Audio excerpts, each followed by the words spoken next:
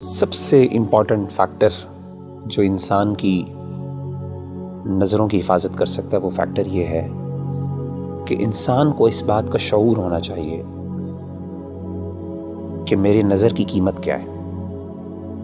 دیکھیں، ہماری جو نظر ہے نا، ہم سمجھتے ہیں اس کی کوئی قیمت نہیں ہے، جس مرضی پر ڈال لیں، لیکن آپ کو یہ پتہ ہونا چاہیے اور ہم میں سے ہر بندے کو یہ پتہ ہونا چاہیے کہ اس نظر کی اتنی بڑی قیمت ہے۔ کیونکہ اس نظر نے اللہ رب العزت کو دیکھنا ہے جنت۔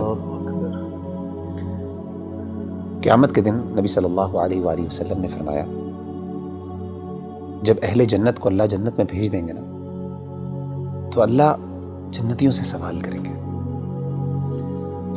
گے کہ اے میرے بندو، هل تريدون شيئا ازيدكم، کیا تمہیں کوئی چیز اور بھی چاہیے تاکہ میں تمہیں دوں؟ تو اہل جنت کہیں گے، اللہ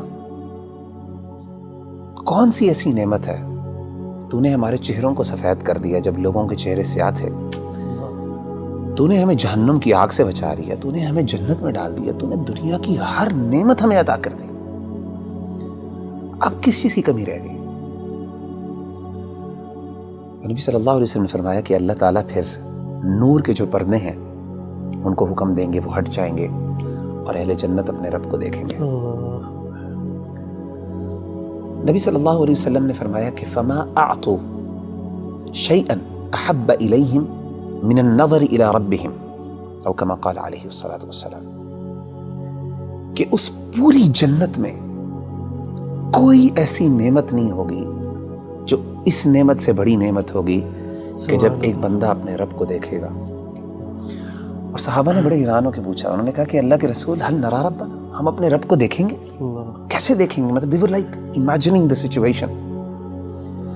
صحیح مسلم کی حدیث ہے، آپ صلی اللہ علیہ وسلم نے فرمایا، هل تضارون في رؤية القمر ليلة البدر، کیا اندھیری رات میں جب 14ویں کا چاند نکلتا ہے، اندھیرے میں بالکل گھپ اندھیرا ہوتا ہے، اس میں 14ویں کا جب چاند نظر آتا ہے، فل مون جسے ہم کہتے ہیں، کیا آپ کو کبھی مشکل ہوئی ہے اس چاند کو دیکھتے ہوئے؟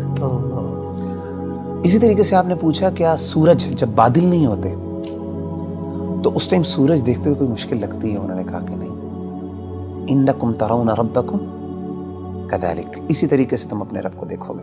سبحان اللہ۔ تو میں سمجھتا ہوں کہ جب انسان کو یہ شعور ہو جائے نا، اور اس کو یہ پتہ چل جائے کہ ان نظروں نے اللہ رب العزت کو دیکھنا ہے قیامت کے دن، اور ان کا شرف اور ان کا سٹیٹس اور مقام یہ ہے، تو کوئی بندہ یہ پسند نہیں کرے گا کہ جن نظروں نے اتنی پاکیزہ ذات کو دیکھنا ہے، وہ کوئی اللہ معاف کرے گندی چیزوں کو اور گندی فلموں کو اور اللہ کی حرام کردہ چیزوں پہ نظر ڈالے۔ میں سمجھتا ہوں یہ شعور سب سے زیادہ اہم ہے، اور یہ ہمیں اپنے ہمیشہ ذہن میں رکھنا چاہیے۔